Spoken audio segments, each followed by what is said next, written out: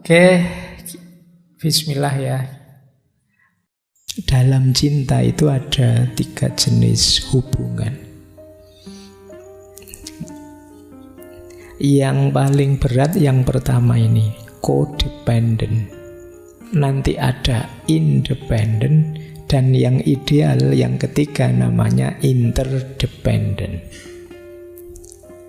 Codependent itu orang yang kalau mencintai tidak mandiri.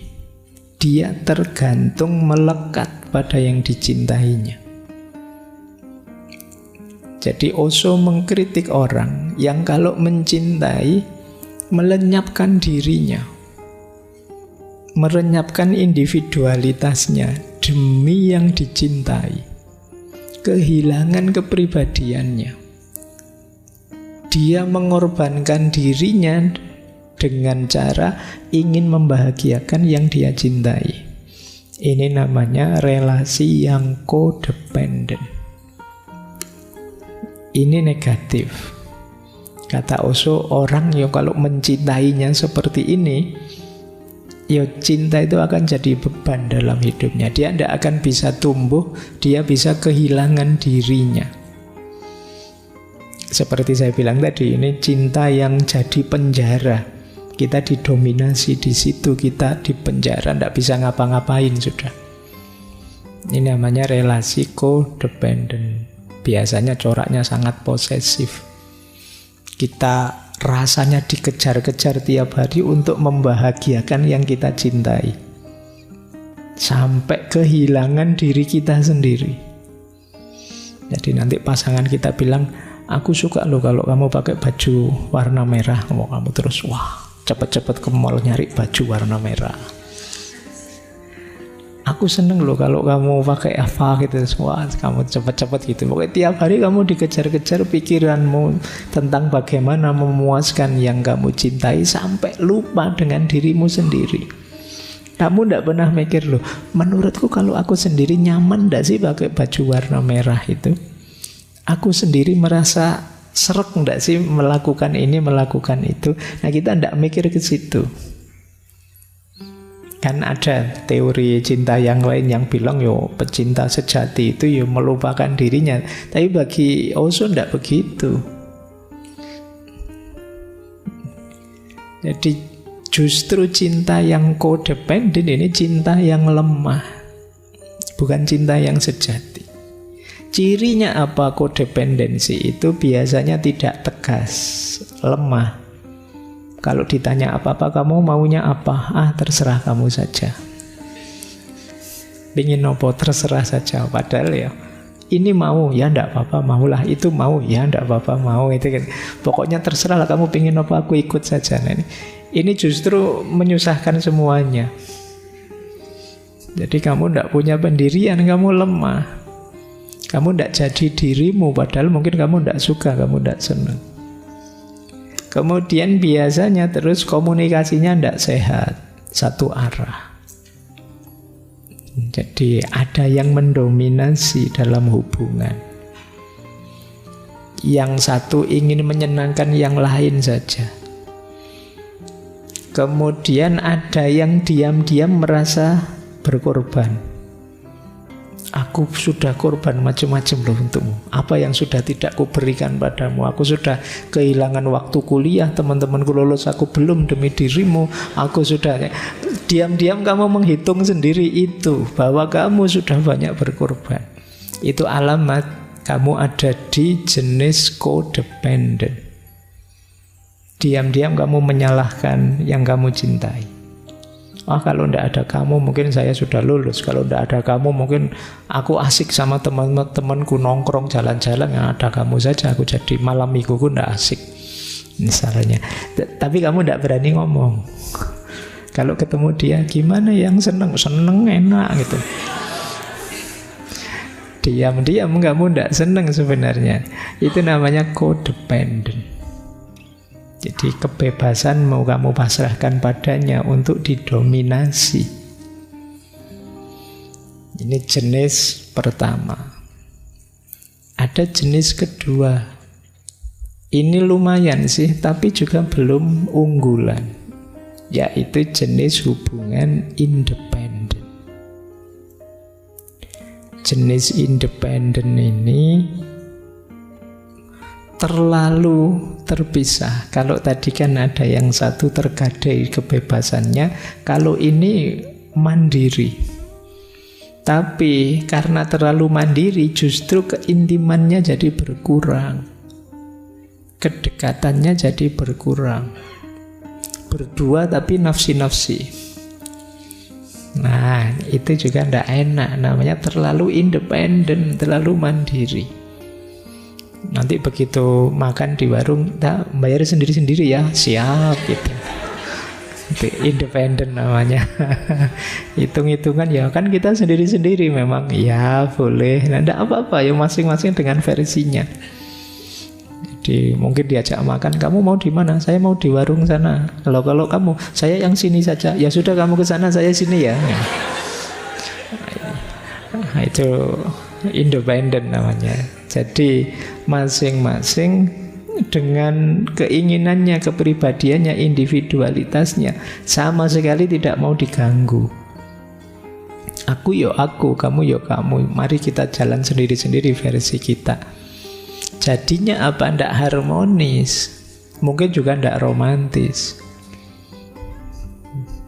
Jadi kalau diajak pakai baju yang coraknya mirip, ndak usah, kayak anak yatim aja.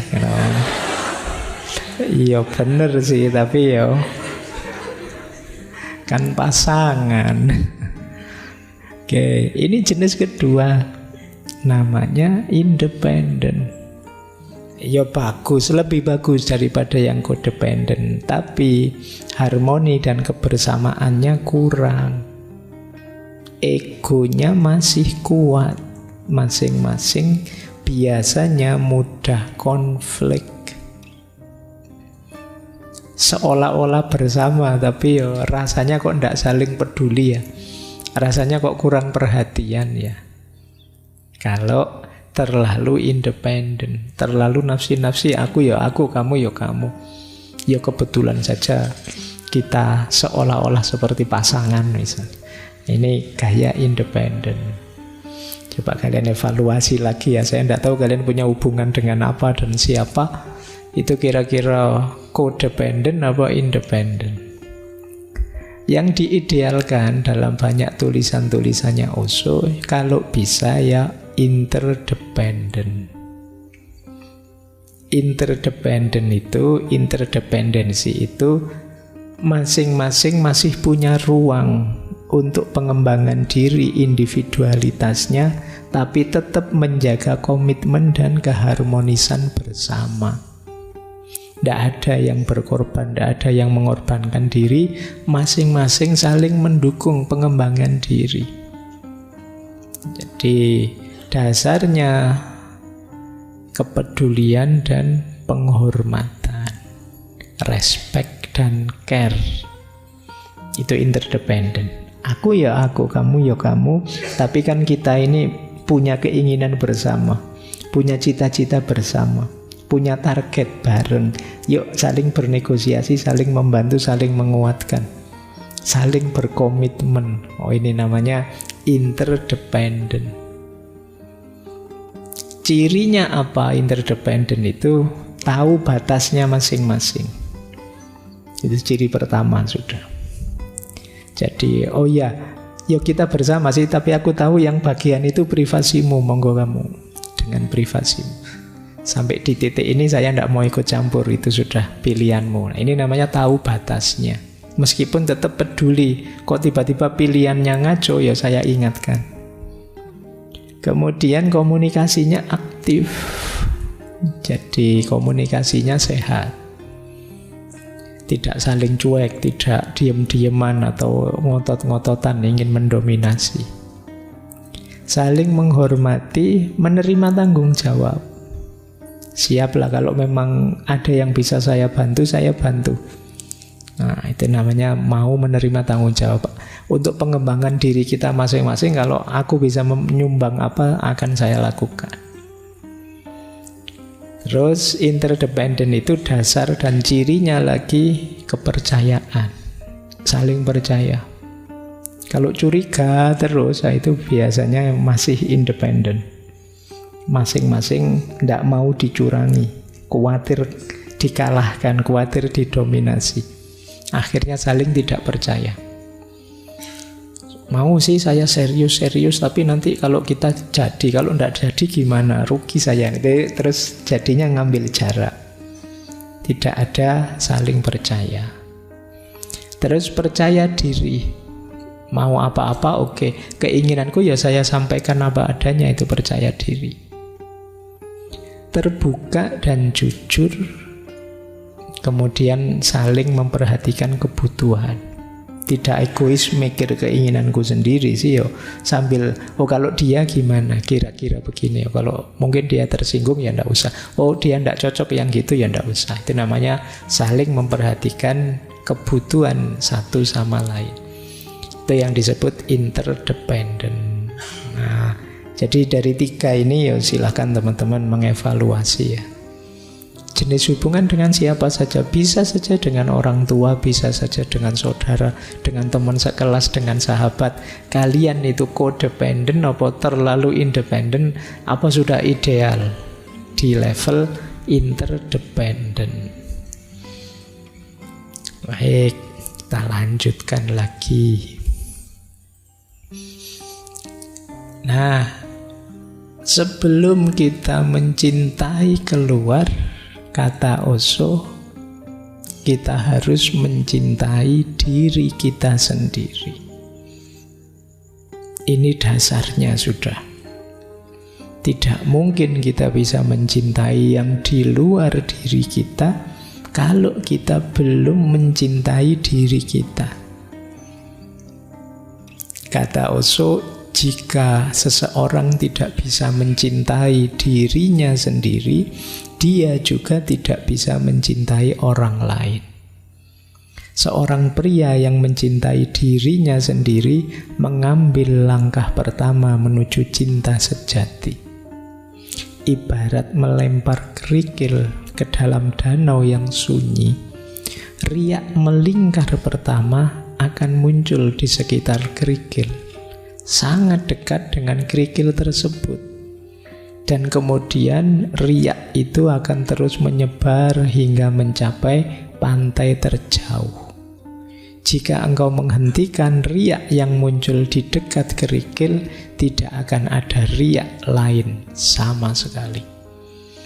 Jadi kalau kita melemparkan batu ke sungai yang airnya tenang, itu kan nanti ada buletan gelombangnya.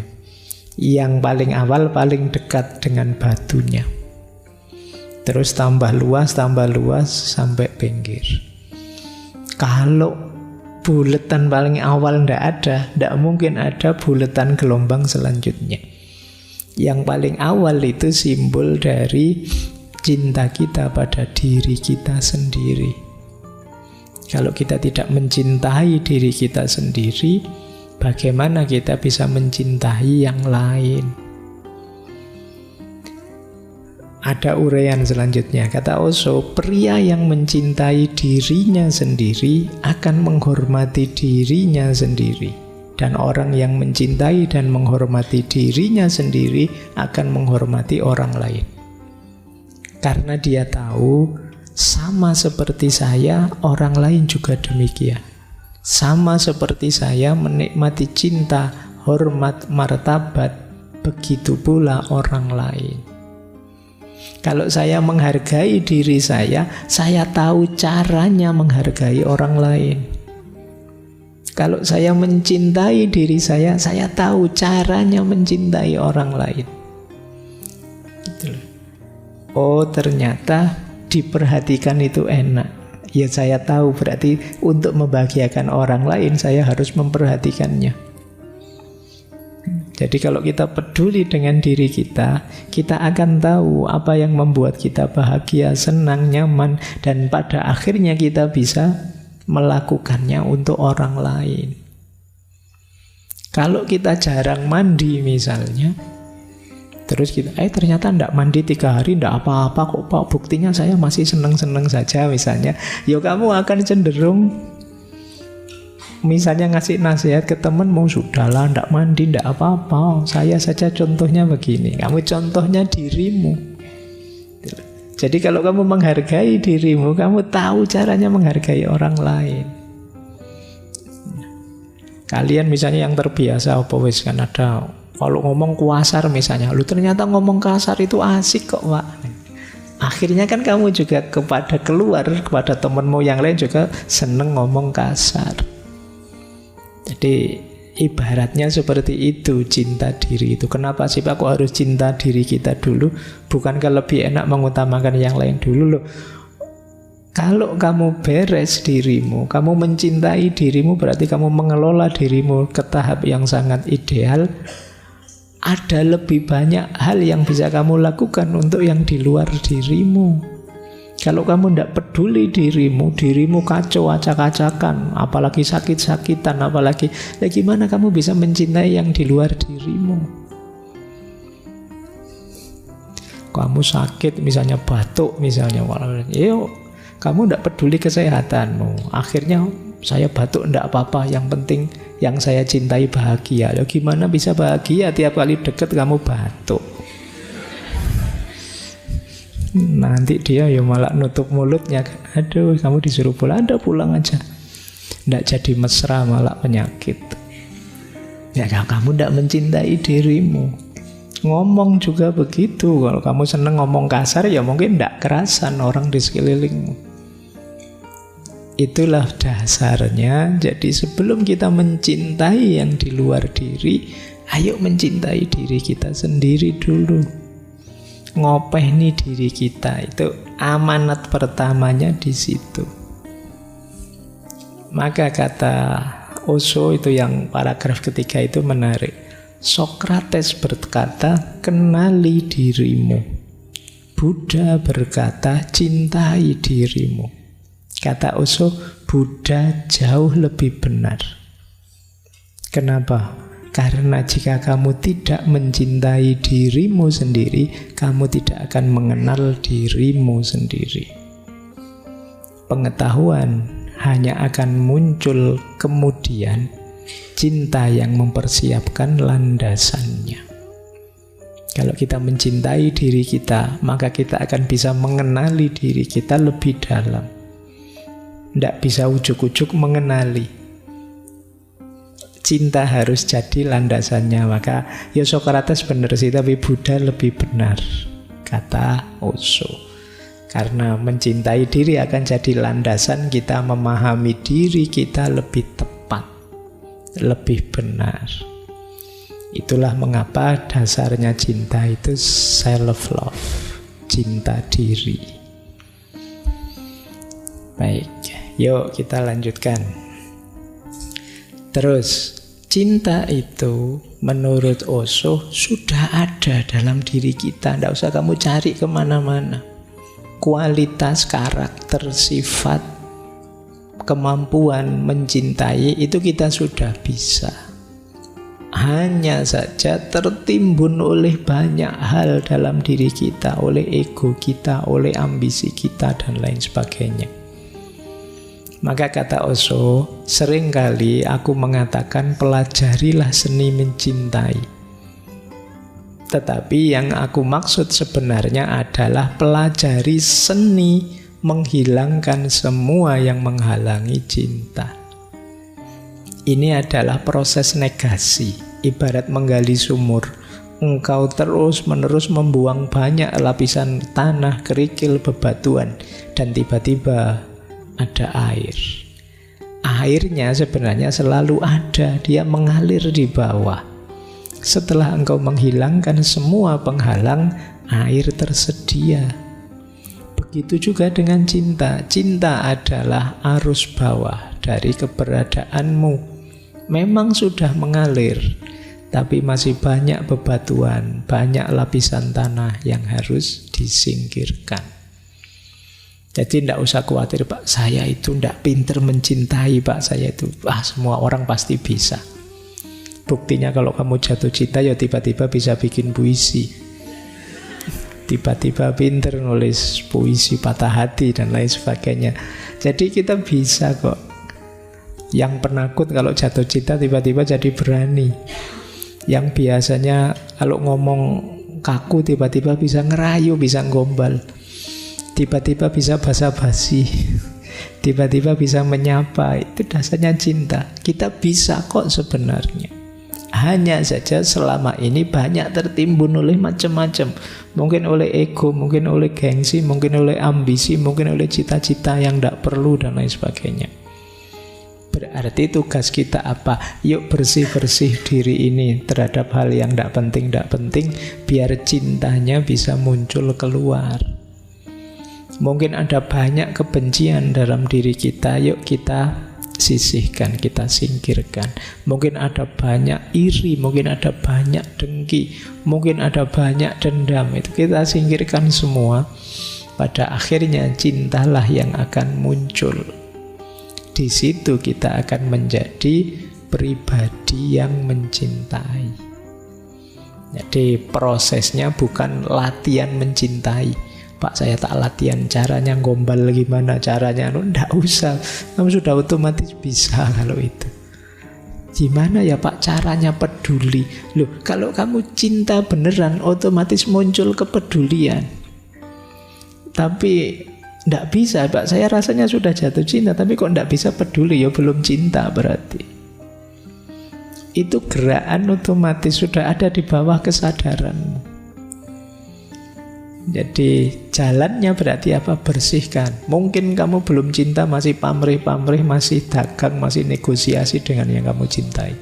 Kalau itu sudah murni cinta, otomatis kamu siap berkorban, otomatis kamu peduli, otomatis kamu ingin membahagiakan. Itulah kata Osho. Oke, saya akhiri sekian. Kurang lebihnya mohon maaf. Wallahul muwafiq, wallahu a'lam bissawab. Wassalamualaikum warahmatullahi wabarakatuh.